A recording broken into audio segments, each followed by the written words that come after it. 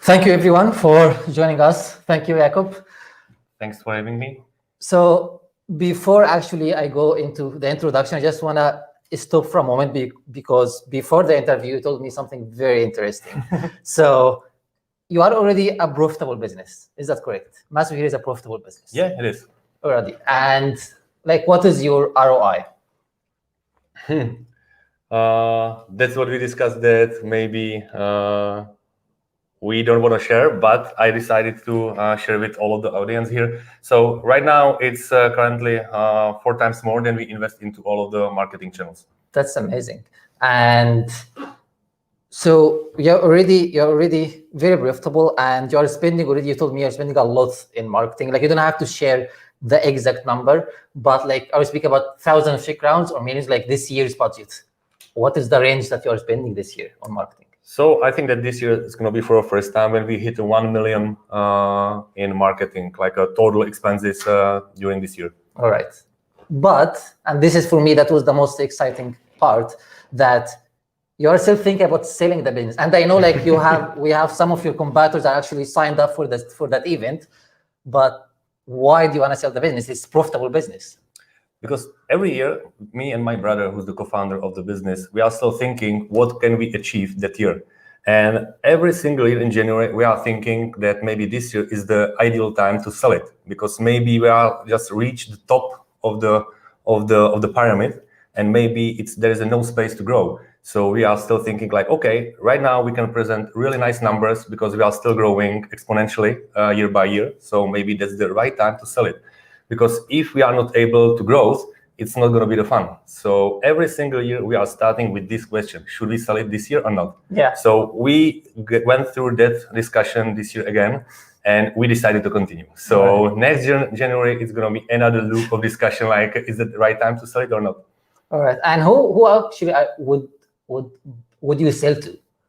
Who are you considering? That's a really good question, because we are still thinking that really good approach how to grow is to acquire some other competitors, like a similar companies as we are. Maybe some other companies, bigger companies than we are thinking from the same angle. So maybe they are interested to acquire us.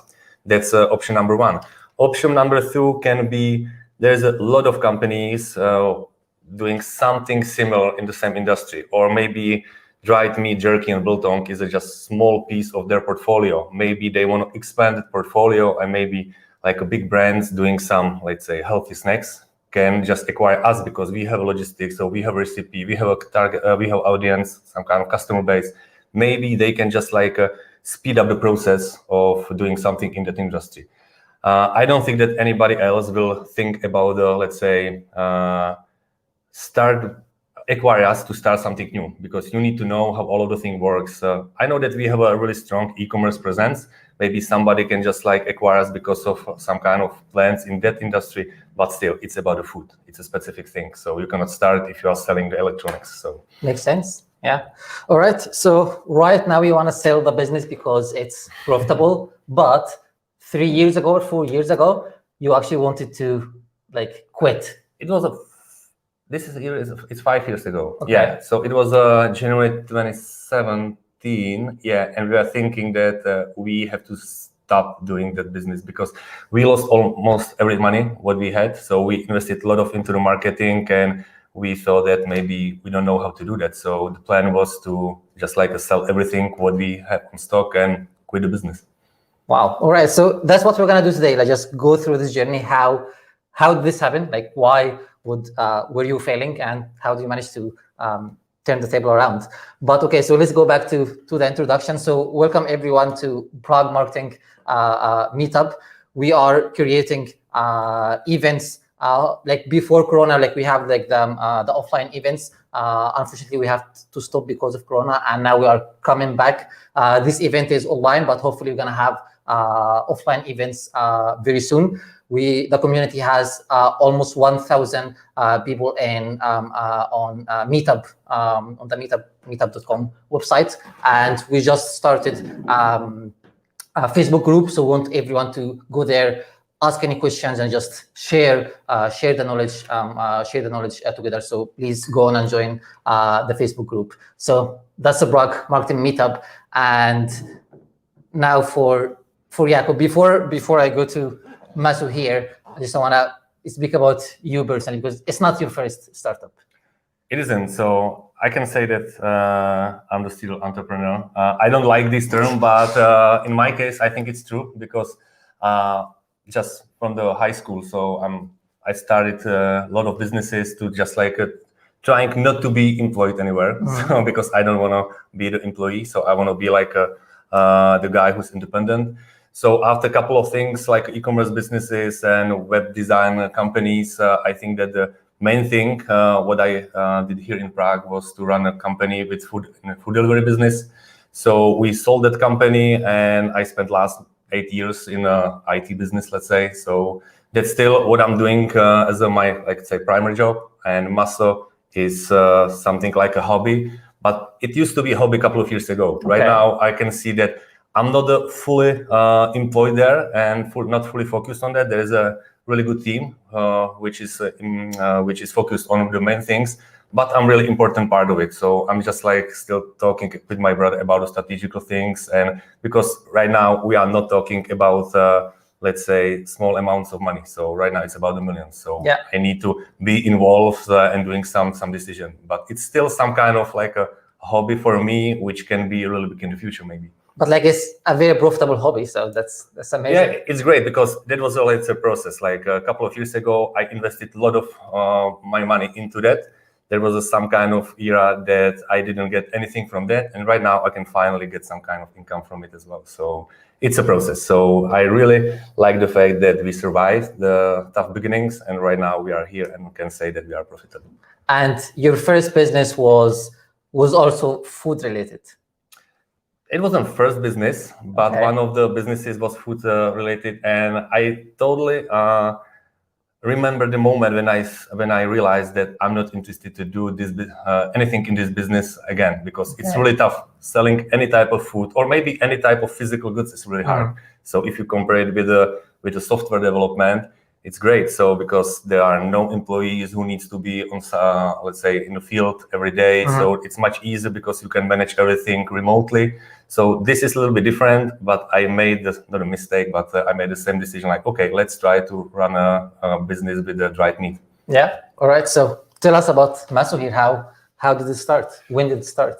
So technically, we can say that everything started 11 years ago when my brother spent some time in South Africa, and he came back from South Africa to Czech Republic. He just like started to do some biltong, which is an African type of meat. I think that most of the people know jerky because it's an American version of dried meat, which is more popular. But I think that biltong is doing really good progress in our country. We can say in other countries in Europe, let's say in the United Kingdom, biltong is maybe more popular than jerky, but there is no tradition in our country. So when my brother came back from South Africa, he ran a business doing this and like selling all of the stuff on the farmer's market. So it was really tough for him because you spend the whole week to just like produce the products. On the weekends, you are out of the home as well again. So I came with the idea that we should start selling all of this stuff online. But it wasn't about Maso here. It was a previous business. It was more about my brother. It was his one-man show. So. And was he like working on that full time? No. So he had a regular job and like during the nights. So just like preparing all of the things. It was really tough for him. So I came with the idea to a little bit change the business model, maybe rebrand the company, because he was more focused on the like a farmer stuff, and I told him that you are not a farmer, so we're just like doing something a little bit different. So we decided to start selling mainly online, having the free weekends because you need to have some free time, and we changed the name to Maso here. We can skip the reasons why we decided for that name, but we started as a company mainly focus on online sales, with one product. Yeah. We started with just one product. We had an original biltong made from beef, Czech beef, and it was the only one product we had. When was that? What year was that? That was 2015. 2015. Yes. All right. So we added another product. So we had like a plain one plus chili one, but it was still enough, because if somebody was not interested in our product, we lost that customer. So we decided to a little bit change the model, that we added more and more meats from the other European countries to have, let's say, more broader offer. Let's say offer something which is not like a standard here, like a elk and like these little bit more exotic types of the meat what we imported from Scandinavia and other countries. Yeah. But it's a little bit jump from the beginning. So at the beginning we were focused just on our meat, our products, and we thought that everybody will love it and we can just like be profitable immediately. But they did not.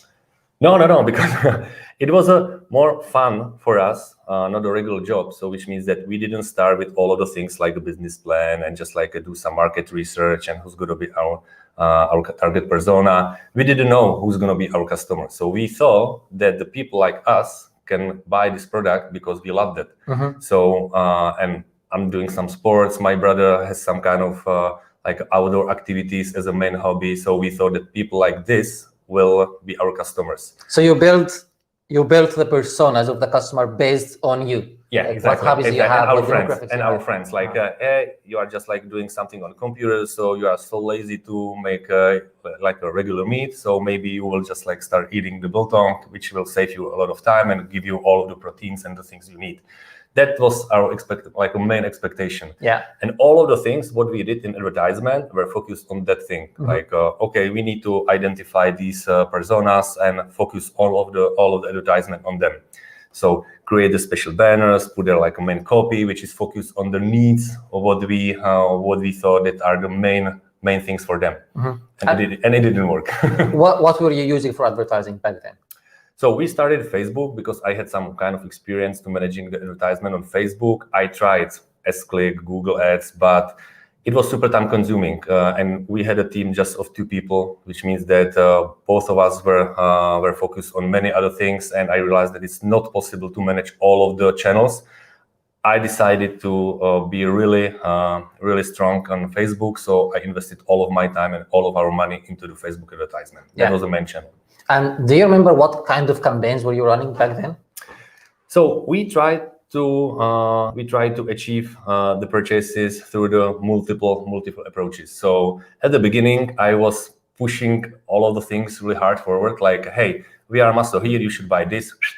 That's it. Okay. So nothing like you should know something about the company, a little bit more talking about the product. I was really hard, like a hard sell.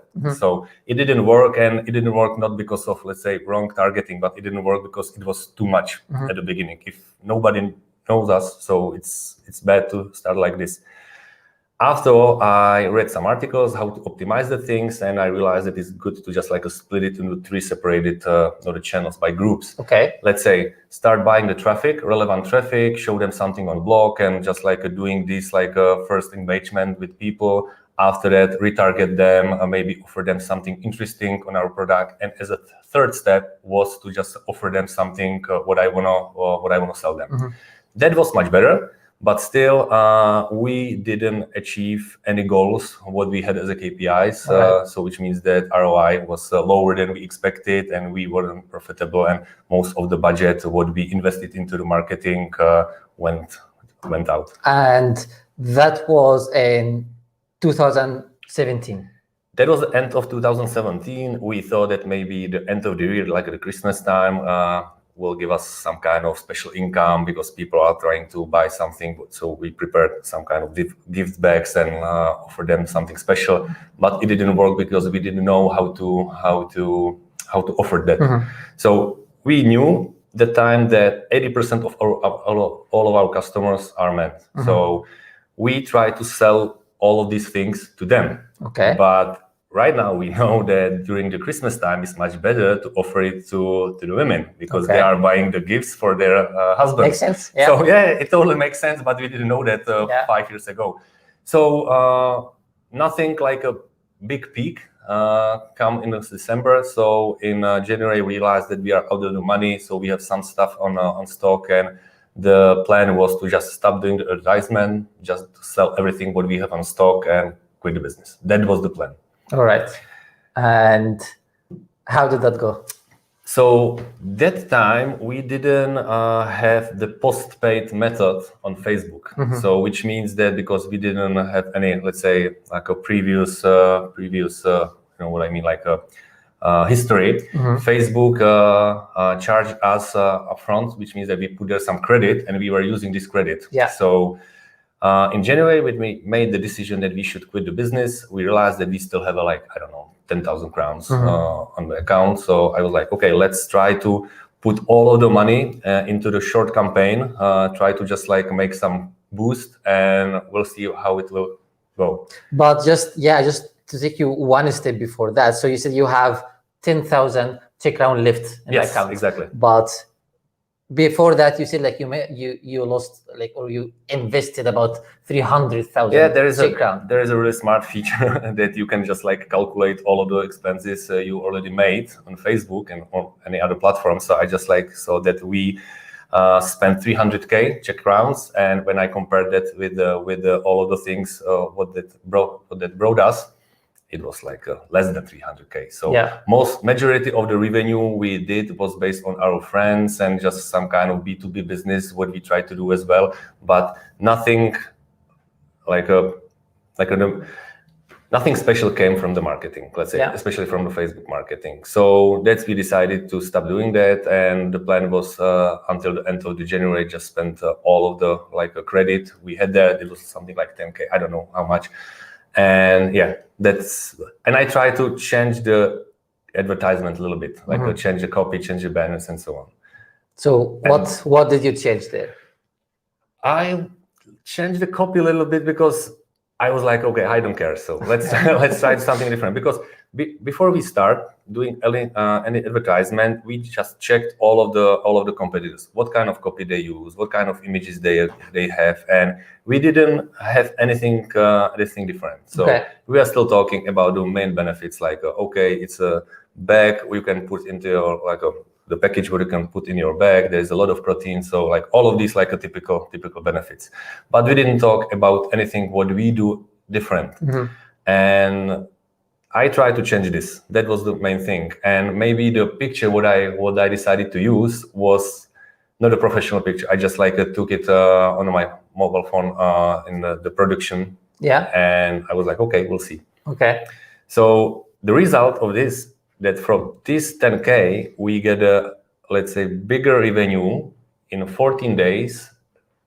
If I compare it with the previous year, it was almost like a 4 or 5 months, and from September till December, let's say. Okay. Just for 10k, we just get a huge peak. It was so the revenue you made that month equals the revenue that you made in 5 months before. And I was like, what happened? So we just changed one thing, and it was more fun than the serious advertisement, but it worked. All right. And after we checked the people and made some for the first time we made some kind of research, what kind of people are buying our product, and we realized that we don't know them. It was totally different type of personas what we expect. So we realized that we need to change everything, and that was the booster. And we decided to, let's say, try it again, or not again, but maybe try to stay in the business for another 5 months, 6 months, and see what it will happen. But I'm curious, at that moment, did you actually announce that you are closing the business? No. That was just like an internal decision between me and my brother. Yeah. All right. So far you didn't really actually define your audience, right? Which for me, because you already sold the other business before that, or you still had that business, like the food business that you had before? When did you sell it? I think it was in the time, but I was still doing two different things at the same time. Because for me, it's a little bit surprising that you didn't do that step, like the idea of, okay, let's define our audience, although you have already good experience with it. Like you had a successful business. Because my idea at the beginning was that I will invest some money into that business, give it to my brother, and my brother will continue, and I will be just the guy who just supporting him and not being super involved in all of the stuff. But I'm not that type of person, so I want to be in the middle of everything. So I realized that I will be the guy who will do the marketing. I made a website and so on, which means that I realized that without any previous preparation, I'm in the middle of everything and I'm doing like the key decisions. And I wasn't ready for that because I didn't make anything before like this. And the food business was based on a little bit different things, the other business. Yeah. So when I realized that we are not performing, I realized that I'm responsible for all of these things because that was faster than I expected. Yeah. So what do you do next? So like right now you are at that point where you say, okay, like the business can be profitable. So yeah, we don't have to close it, but you realize the main issue, which is you don't know your customers. Yes, and we were not so brave to show why we are different. So let's say the size of the bags, like the products, what we sold that time was based on all of the competitors. We try to compete with them. So that time we realized that we will set up our own pricing policy. We will start doing all of the things as we need it, as it's more convenient for us, not what is a convenient, not for a customers, not maybe, because people are still comparing. So we try to make everything which is possible to compare with all of the other products. But when we realized that we have a pretty unique product on our market, so we realized, okay, we don't need to compare with any other. So we can just set up our own standards, which are best for us. So regarding the marketing, regarding the pricing, so we just set up the price which can make sense for us, not to set up the price which is based on the expectations of the target audience. Because when we realize that we don't know who are our customers, we are like, okay, let's set up something which is good for us, and let's find the people who are okay with that setup. So that was a little bit change in our heads, like change the setup and change the mindset. Yeah, I think that that's a pretty important idea of focusing on your competitive advantage. So that's number one. And number two, as you say, just be brave, like take risks. At the beginning, just okay, like copying everyone else, but then because you're almost closing the business, you're okay, like fuck it, like we don't care. Exactly. You start taking the risk. Almost closed that, so it was the last chance when we can try it. Yeah. All right. So this is the first two lessons I'm learning here, like focusing on your competitive advantage, why you are different. Like as you said, like the customer will always compare you to the competitors, no matter what. They will always compare you with others. So focus and figure out what is your competitive advantage, and don't be afraid to take risk. Like, yeah, I think that in a nutshell you can say it like this. Yeah. All right. So let's jump into defining your persona. So how do you do that, and who is your current persona at the moment? So I think I need to mention one company which was like the biggest inspiration for us. It was a Scottish brewery called Brewdog. Okay. They made really good progress when they started to talk more with their customers, because they realized, I know it's a cliche, like to say that you don't have a customers, you have a family, and every customer is a part of your, let's say, community and so on.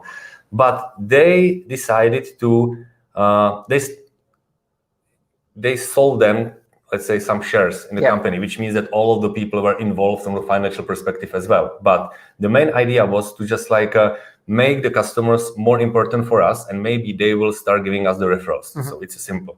And we start building something like a community, because we realize that we have a lot of things what we can say, and we are still doing all of the stuff like just me and my brother. So we can show who's the guy who's just like cutting the meat manually, who's the guy who's just like putting everything inside the bags, who's the guy who's just doing all of the business things and so on.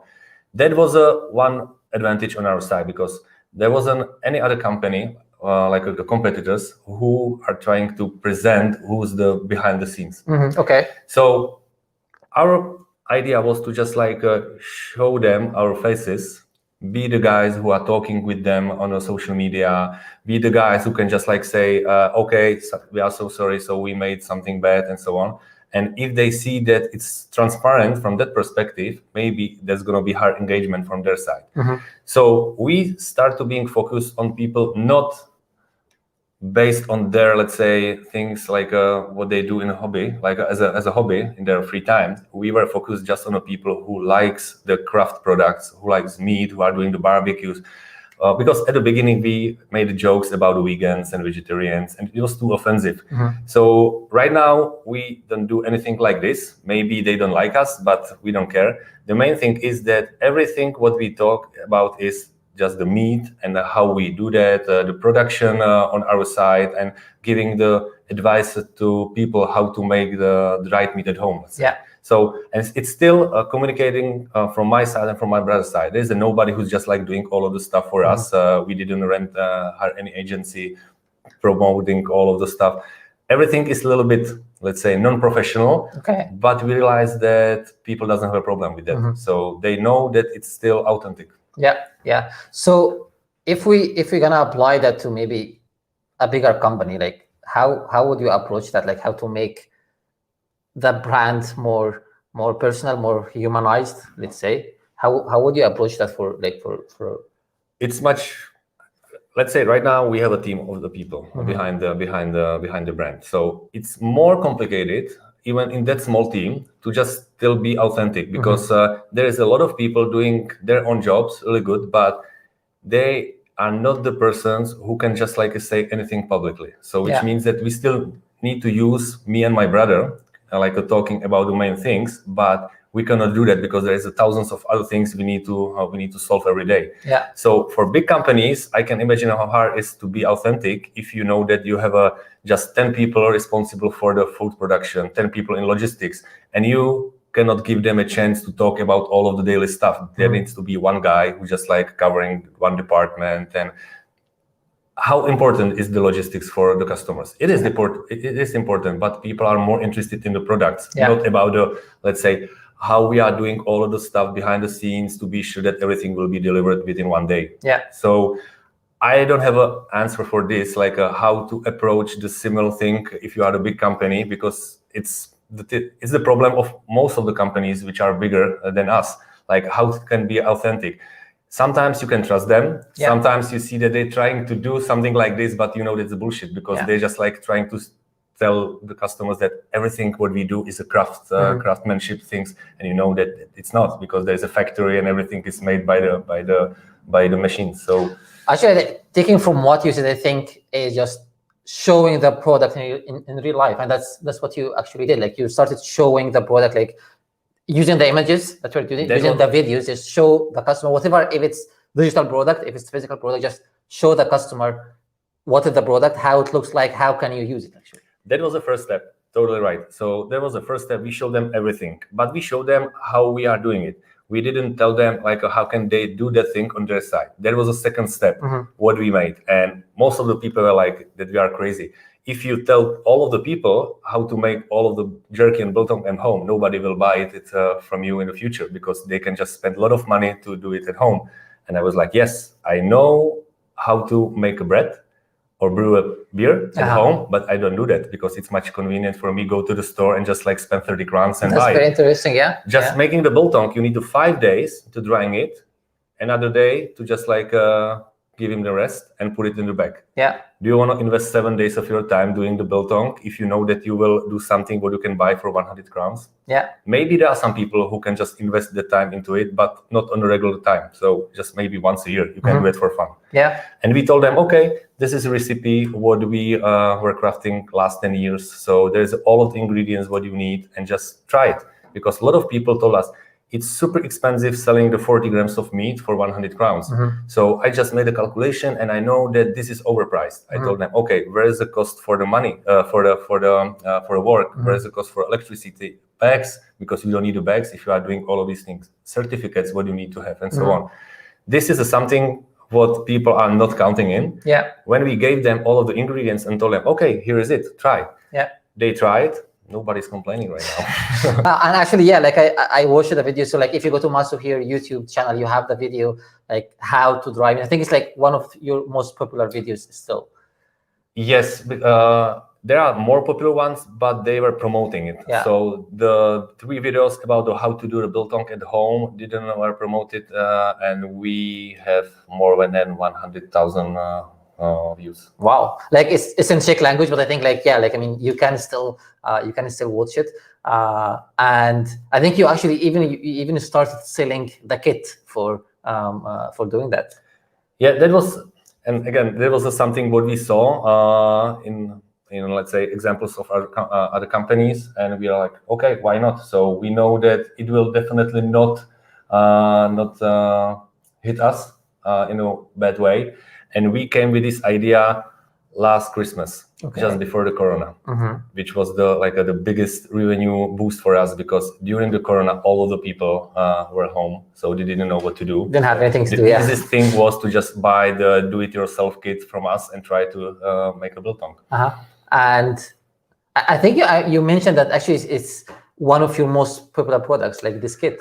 Not this kit, but you can buy the kit if you need like everything together, including recipe and some fancy stuff. But you can buy all of these ingredients one by one. And there is one ingredient which is really popular because you can use it for barbecue, not just for drying meat. So it's a liquid smoke. So most of the people knows that liquid smoke is the most popular product, and we are selling it almost 1 year. And for us, it was just like a small addition, you don't need it for making the dried meat, but if you want to put there some like a smoked flavor, so it's easier. It's the easiest way how to do that. Yeah. So we put that thing into the shop just to having it like a fresher, and we didn't expect that it's gonna be the top selling product. Wow. All right. So I'm gonna take you back again to the same question. So how are you defining your persona now, and how did you get to that realization? So as I said before, so at the beginning we were thinking about the let's say situations when you can eat meat. Like okay, you will go play golf, going outside into the mountains, like doing stuff like this, and all of the advertisement were focused on that situations. So if you wanna target golf players, we just posted something with a golf bag and just like being somewhere outside, and some kind of copy which is focused on that activity. But we realized that it doesn't work if you are not a professional golfer, if you are not playing golf every day, and you need much more about this activity. But we ask ourselves like what we know the most, like the best, how to dry the meat, how to make a biltong, how to make a jerky.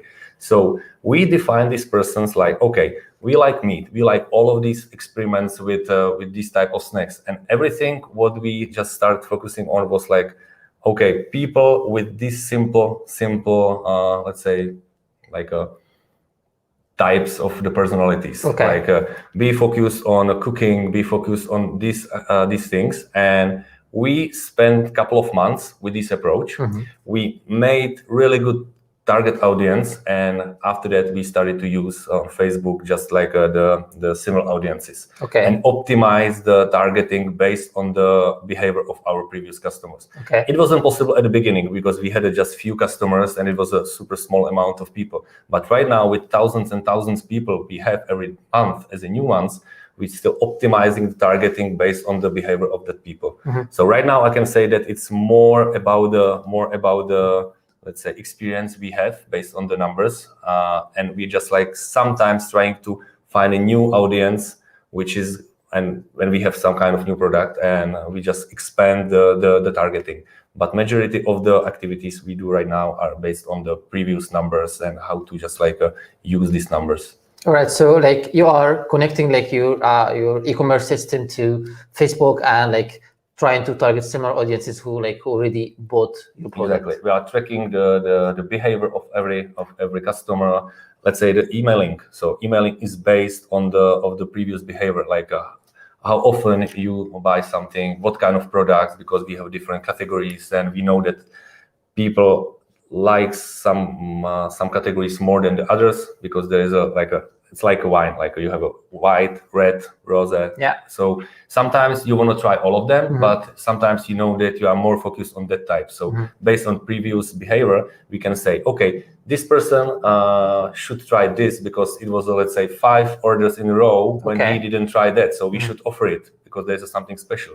If we see that it doesn't work, okay, let's keep him in that category because it looks that he doesn't like biltong. He's a jerky guy. So right now it's much easier because you have a data, so you can work with that, and we have many charts and overviews. We are measuring everything. We see how, let's say, cheaper products doing the bad job for us, because we see that average order amount is going down, which is not good for us. So we need to figure out how to fix it, to just like increase it, because with these small ingredients for home drying, that was a big issue. For example, we were over 1,000 per one order, and it went down drastically because of these cheap things, which were just for 80 crowns, and people sometimes just like order one ingredient like a chili or liquid smoke, which is like 100 crowns, and it went down with the average amount of the order. All right. Okay, and I just want to go back to like a little bit into the technical part of Facebook. So at the beginning, you were targeting like choosing like based on interest, okay, like, and you say like people based on and like sportive people. And right now you already have enough data to target like similar audiences, but to reach to that point, what did you change in your targeting on Facebook? So instead of targeting only sportive people, what were you targeting there? I said that we were buying the traffic. Like buy a traffic, we were okay with a really high bounce rate on our blog, and we try to retarget them in the future. Blog were mostly about the, let's say, giving them some information about the products, about the differences between the jerky and biltong, try to educate them. And we spent a lot of money for that traffic. I think that we achieved really good numbers, but still, that was just about the visit our website, and we didn't expect any purchases. So actually, your ads were like for the blog post. You're not advertising the product. Exactly. Okay. So, and we were focused on the images which were some kind of potential to be a little bit more viral and just like a clickbait things.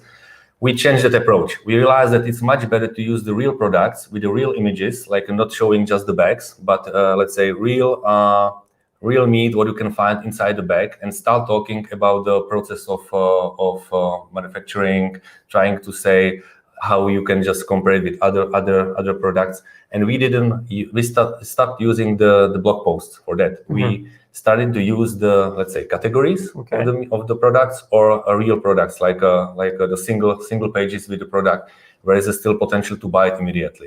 But it wasn't focused mainly on the purchase. It was just like, look, this is a product you can be interested in, and there is something behind the scenes and behind the product what is a little bit hard to find on the web.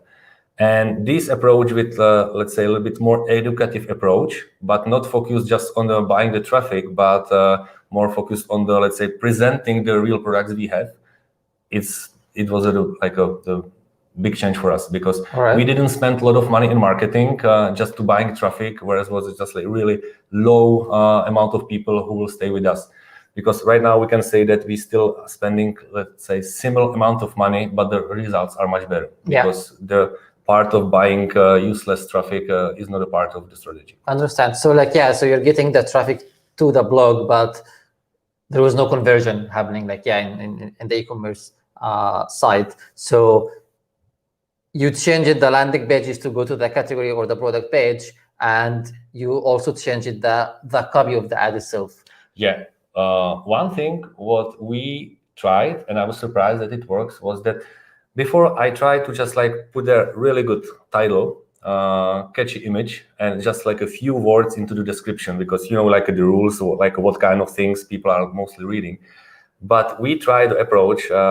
I'd like to say that it was my idea, but the guy who's responsible for this part at Maso, he started to describing everything in the description of sponsored post. And it was a really long copy. Sometimes you need to just like continue reading to see like everything, and it started to work really, really well. So I was surprised that people are not so lazy to read. And when you see that they can just like jump on the website to see the product, they can read all of the description about it, means that you can just without advertisement solve two issues. You can just present them the brand, product, and educate them. So next time you can just start being focused on purchase, because they already know everything what they need. And are you still using this technique? Yes, exactly. Wow, impressive. So it's funny thing to compare it between the countries, because it worked better in Czech Republic, not so much in Slovakia. But Slovakia is totally different market if you are speaking about the dried meat. I'm really interested and curious what kind of things we achieve in other countries, because right now we are planning the expansion. So if that approach will work there as well. Yeah, like I see this approach from different advertisers, but as you said, like the norm is keep it short, keep it simple. But again, like going back to the first thing, like you have to be brave to risk and try new things. Like if you're just gonna be like everyone else and you're not experimenting with any new formats, like you're not gonna get anywhere. Like it doesn't mean it's gonna work with everyone. Doesn't mean it's gonna work with all markets or all products. But you need to try to find out what's gonna work for you. I think it's really good to mention that it doesn't work if you want to just like sell something really quickly. So this is something what you need to consistently do every single month, and just like educating your target audience in long term era. Because if you have something like a limited edition and you want to sell it immediately, there's no time to read. So you just need to push everything hard forward and just offering the product and be like, this is a limited edition, so you should buy it now because it's just like a few bags of it and so on. Makes sense. All right. You mentioned something at the beginning, like about choosing the name of the brand, and it's a little bit longer story, so we don't need to jump into that. But what I really want to speak about is the branding itself, because you mentioned that from the beginning you knew that this is a very fundamental for the growth of the business, and you decided to do everything in-house. You didn't hire like an agency or anything. So why did you think having a good brand from the beginning is fundamental, and what were the components of that branding? I think that we still try to look bigger than we are in real, and this, let's say, feeling is based on many things. And my personal feeling when I'm just like buying anything online, I'm still checking the quality of the presentation, and you need to have a feeling that everything is secured, so that if you put your card on the website, you need to be sure that they will send you money back if something will go wrong and so on. Another thing what we prepared before we start selling is that what kind of components we will need maybe in the future. I know that it's not a typical approach that some people start thinking like, okay, what if we start doing some merchandise? Nobody's thinking about it at the beginning.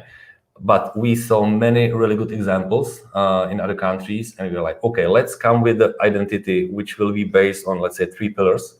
And if we want to do something like a corporate branding, we are ready for that. If you want to do some fancy stuff, we have it.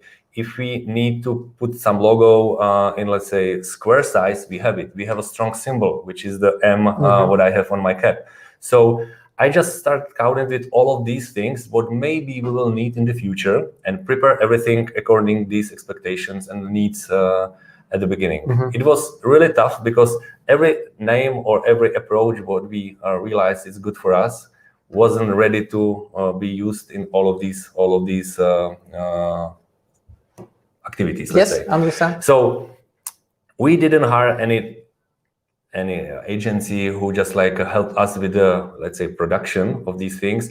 We had a couple of meetings with the, let's say, mentors and like consultants who helped us to identify these key pillars to be sure like what kind of communication we should choose and so on. We changed the thing many times because our target audience changed. But funny thing is that they told us, if you are focused on the Czech business, Czech market, and Czech and Slovak market, you shouldn't use any English word in your name. And we're like, yeah, that's a good idea. It should be, let's say, like a no-go thing to go with the English word. Thanks. So, and we came with it here in the name. So we didn't use all of the let's say advice what we get at the beginning, but most of them were done. And like in the last 5 years, we didn't rebrand. We didn't change anything. We still have the same language, same font, same logo, and it still works. And we don't need to change it. Maybe the word Maso and here it's a little bit weird in if we start selling it something internationally. But there's thousands of brands with the weird names. You don't know what does it mean, and they are successful. So maybe nobody will think about the word meat in England because they are like, okay, some weird company from Central Europe. So like you have Facebook or you have YouTube, like this. Yeah, exactly. Like, yeah. So, but like the main branding thing at the beginning was really stressful for me. It took a lot of time to prepare it, but my idea was to just like make this bulletproof from the day one, to like not be the guy who just like doing everything low cost. Okay. If we realize that we have all of the skills what we need to prepare it in house, let's wait for all of the things a little bit, prepare it really well, and maybe we can just like beat some competitors just because of the design language and like these things what we prepared. Yeah. And how are you using the branding? So like you have the website, you have the logo. You also mentioned like the packaging. So where else are you like trying to push the branding more? almost everywhere. Like maybe I don't know how many people realize that in last couple of months we totally, let's say, renamed our products. We used the word Sushene Maso at the beginning because we didn't think that the name biltong will be recognized by the audience here, because nobody knew what is a biltong. But right now we are pretty sure that people knows what is a biltong, so we just put the biltong instead of Sushene Maso. Okay. But we didn't change anything else because the style of the bags is still the same, and people are more thinking about the stripe, the dominant stripe we have on the bag. They are thinking more about the colors. What does it mean if it's yellow or red or I don't know which one, brown. And all of the things what we are trying to do still needs to be consistent. So we are using the brand which will supporting us to describe, let's say the product and all of the things what we do, and all of the other things like merchandise and the videos and so on. We still try to use the same language and same design language, which can support the brand and the products. And I hope that this will help us in the future again, because if we don't need to change it, so we can use it as a benefit in comparison with other companies. Just the fact that every time when we come with a new product, and we put the brand on it, so we know that people can just like easily put it in some category because they know what kind of style of the category we are following. And that's a big benefit for us as well, because we don't need to explain them what does it mean this and that. Yeah. And I'm just curious, like, did you actually design the logo yourself, or you had? Yeah. So we still don't have a designer. We already have a team who's helping us with the copy, photos, video, but still like the design language, it's like something what I keep as my responsibility. Nice. So how did this happen? Like how the growth happened from like, again, 2017, when like you almost sold, like closed the business, and then as you said, like you had like, first of all, you started to focus on the product more, be more brave to try different approaches, different formats, and figuring out the right audience. What else helped you to? I think that every single year happened just one thing, not like multiple things. So every year we realize that there is something what should we do or shouldn't we do, and these things help us a lot to just make a really big step forward. So what's the year, 2017 or 18? 18. That was a thing with the, let's say, targeting the right audience, change the language and change the way how to promote our brand on social media, mainly on Facebook. That was that year. So next year we came with the idea to start selling more and more brands on our website, because it was an easy thing how to target more and more people. Maybe not just the people who likes our own products, but maybe somebody who's just looking for something more exotic and so on. And another thing was to make a partnership with the Czech-based companies. What was like a crazy idea 1 year before, but we are like, okay, it doesn't matter if they sell it on their websites, on our websites. If there's going to be sales, it's going to be win-win situation. And maybe having something like a marketplace is a good idea for people as well, because if you like one product from that brand, another one from another one. So you need to pay, let's say, shipping twice or 3 times. So it's better to just have one place where you can buy everything. And we start promoting our e-commerce site together with other brands. And for some kind of companies which were more focused on the production because they didn't have, let's say, really strong e-commerce presence, it was much easier to give us all of the products to start selling it on our website because they were more focused on B2B, let's say, and B2C, and especially online is a little bit different. We're like, okay, just sell everything for us, and it's going to be both a win-win situation for both sides. That was probably the biggest hype that year. Last year, there was a coronavirus and like a home drying, let's say, give all of the people the recipes how to make a biltong at home, and maybe a little bit more invest into the team. So right now, it's not about me and my brother. We have a team. So it's really hard to say like, okay, let's invest some money into the positions which are not giving you the revenue. Because it's easy to say, okay, we need somebody for PPC. So, okay, we can just measure it by the numbers. But if you need somebody who will be just like doing some kind of accounting support, or let's say doing some copy, which you will not able to be monetized. So it's maybe just the money what you are like theoretically wasting, but you need to just keep your time to be focused on key things. And I think that this change of our mindset was really important that year as well, that right now we have people focus just like, let's say, one thing, and it's much easier for us to manage it. And like one thing you mentioned that last year, like your top selling product was actually not your brand, but you managed to change that. When I said that we run something like a marketplace, it went really great, and we realized because we are still measuring everything, we realized that there is one problem, that revenue is going up, but the margin is going down because we are selling more products from other brands in comparison with our own, which was great and bad at the same time. So that was the reason why we came with the idea to start selling more our own products. But it's not so easy to come with 5 different flavors and meat types, because as I said, so it's a really long-term process to drying the meat like biltong. So we came with the idea like start selling the vinegar, all of the ingredients, and like things for the home drying. And these things will give us the chance to start offering more and more branded things. So we just like supported our brand. We had a stronger presence on social media because we had more things what we can promote, not just the meat.